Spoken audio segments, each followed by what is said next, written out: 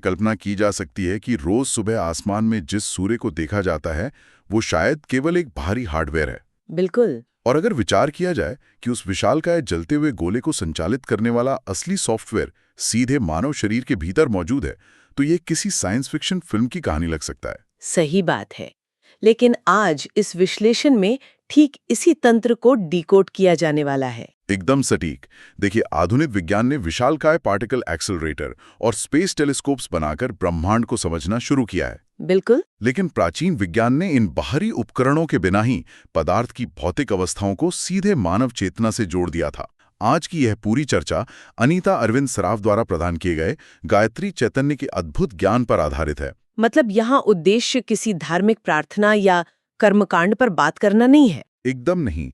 इसके बजाय दुनिया के सबसे शक्तिशाली माने जाने वाले मंत्र के पीछे काम कर रहे क्वांटम भौतिकी और ब्रह्मांडीय ऊर्जा के एक बहुत ही सटीक वैज्ञानिक तंत्र को समझना है। तो इस विश्लेषण की शुरुआत भौतिक विज्ञान और आध्यात्मिक विज्ञान के बीच के बुनियादी अंतर को स्पष्ट करने से होनी चाहिए। अक्सर दुनिया के तथ्य और आंकड़े इकट्ठा करने को ही ज्ञान मान लिया जाता है। मतलब केवल जानकारी जुटा लेना वास्तविक विज्ञान नहीं है। एकदम सही कहा।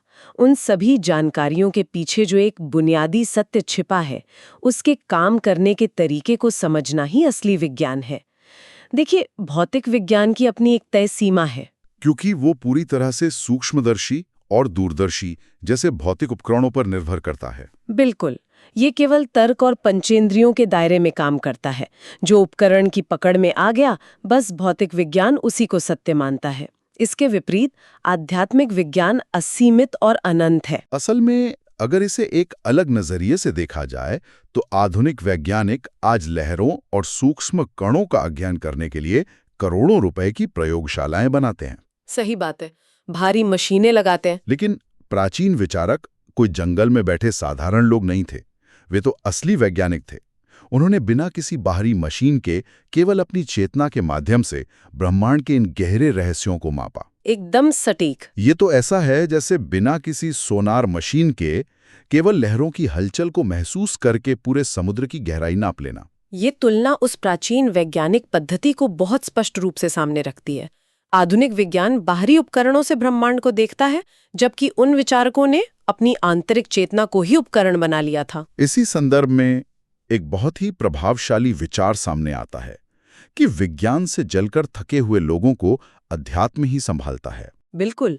देखिए, जब मनुष्य मशीनों की तरह भौतिक दौड़ में शामिल हो जाता है, केवल बाहरी सफलताओं के पीछे भागता है, तो तंत्र का तंत्र और मस्तिष्क में एक यांत्रिक थकान पैदा होती है। एक गहरी वैचारिक थकावट। सही कहा।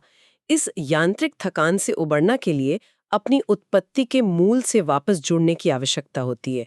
जब बाहरी दुनिया को नापते नापते इंद्रियां थक जाती हैं, तब आंतरिक स्थिरता की ओर मुड़ना पड़ता है। तो इस वैचारिक पृष्ठभूमि के बाद अब सीधे भौतिक शास्त्र के तकनीकी पहलुओं की ओर बढ़ते हैं।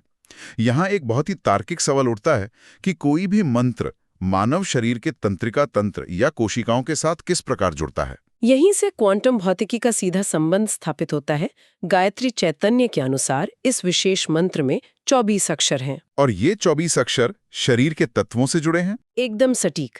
ये मानव शरीर की रचना करने वाले 24 तत्वों से सीधे जुड़े हुए हैं।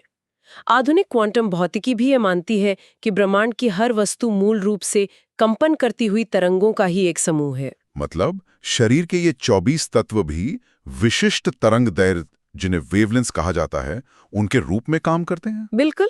ये तरंगों के रूप में शरीर के भीतर निरंतर काम करते हैं। अच्छा, एक मिनट रुकिए। 24 अक्षरों का 24 तत्वों से जुड़ना बहुत आकर्षक विचार है, लेकिन विशुद्ध वैज्ञानिक स्तर पर यह कैसे संभव है? मैं स्पष्ट करती हूँ। मतलब एक ध्वनि तरंग शरीर की कोशिकाओं से सीधे कैसे संवाद कर सकती है? क्या यहाँ अकॉस्टिक रेजोनेंस यानी ध्वनि अनुनाद की बात हो रही है, जैसे एक रेडियो को किसी विशिष्ट फ्रीक्वेंसी पर ट्यून किया जाता है? ये रेडियो और फ्रीक्वेंसी का उदाहरण तंत्र को समझने के लिए एकदम सटीक है। यह विशुद्ध रूप से अकॉस्टिक रेजोनेंस का ही विज्ञान है।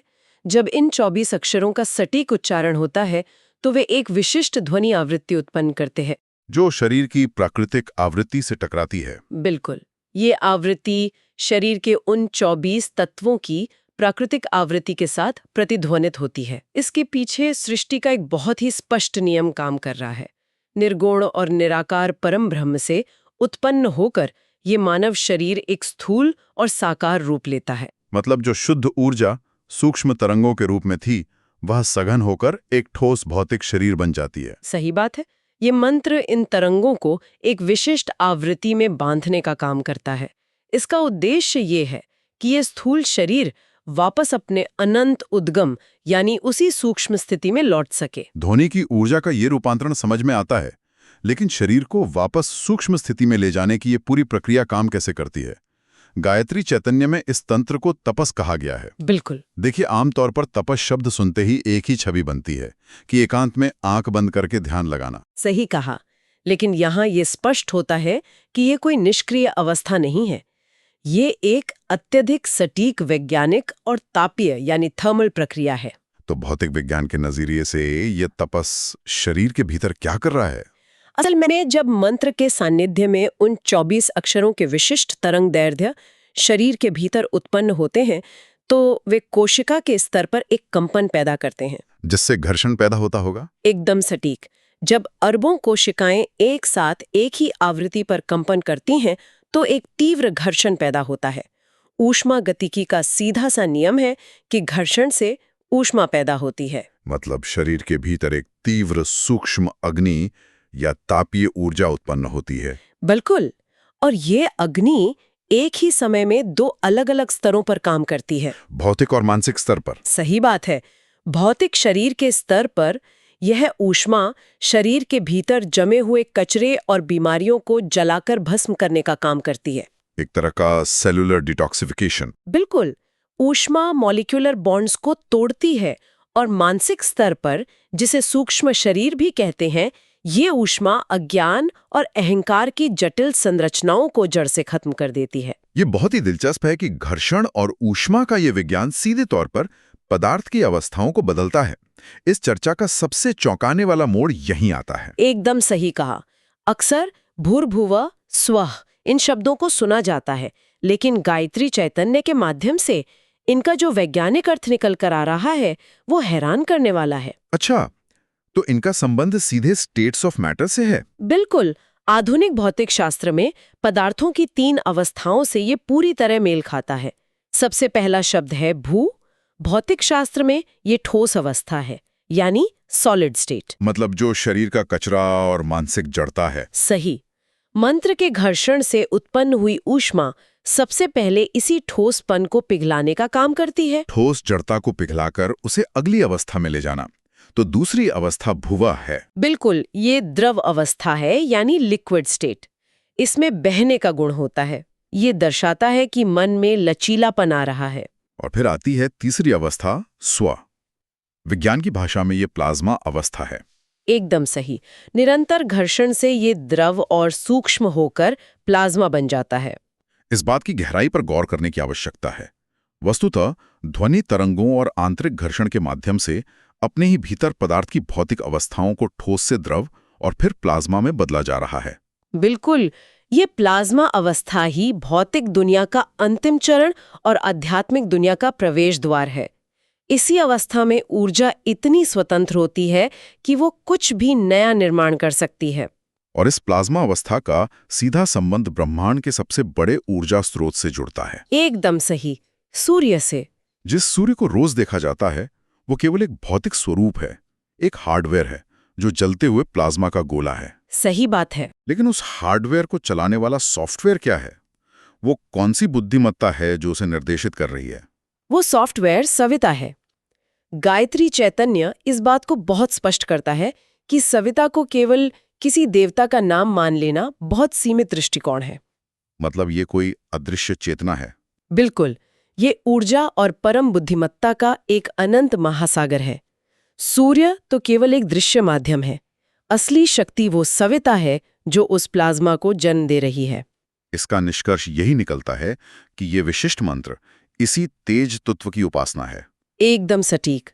कोई भी व्यक्ति किसी भी प्रकार की आध्यात्मिक साधना क्यों ना कर रहा हो, ये विशिष्ट ज्ञान उस साधना की गति को कई गुना बढ़ा देता है। एक शक्तिशाली उत्प्रेरक या कैटलिस्ट की तरह। बिल्कुल। ये ऊष्मा पैदा करके कोशिकाओं के स्तर पर संरचना को बदलता है और एक दैवीय बुद्धिमत्ता प्रदान करता है। तो इस विस्तृत वैज्ञानिक चर्चा का सार बहुत ही स्पष्ट है। अनीता अरवन सराफ द्वारा प्रस्तुत गायत्री चैतन्य का यह ज्ञान केवल पुरानी मान्यताओं का हिस्सा नहीं है। बिल्कुल नहीं। ये ध्वनि और ऊष्मागतिकी के नियमों का उपयोग करते हुए ब्रह्मांडीय ऊर्जा को सीधे कोशिकाओं में उतारने का एक अत्यंत पक्का वैज्ञानिक मार्गदर्शक है। और ये विज्ञान और अध्यात्म के बीच की खाई को पूरी तरह से पाट देता है। एकदम सही। ये दिखाता है कि कैसे प्राचीन आध्यात्मिक ज्ञान और आधुनिक क्वांटम भौतिकी एक ही सत्य की ओर इशारा कर रहे हैं। चर्चा को समाप्त करने से पहले विचार करने के लिए गहरा सवाल छोड़ना आवश्यक है। जरा विचार करने योग्य बात है, आधुनिक विज्ञान द्वारा विशाल टेलीस्कोप बनाने के हजारों साल पहले अगर प्राचीन विचारकों ने बिना किसी बाहरी उपकरण के केवल अपनी चेतना की गहराई में जाकर सूर्य के प्लाज्मा अवस्था और ब्रह्मांडीय तरंगदैर्घ्य को इतना सटीक रूप से माप लिया था, तो मानव मस्तिष्क के भीतर आज भी ऐसे कितने और अदृश्य आयाम मौजूद होंगे जो केवल एक सही ध्वनि तरंग से जागृत होने की प्रतीक्षा कर रहे हैं।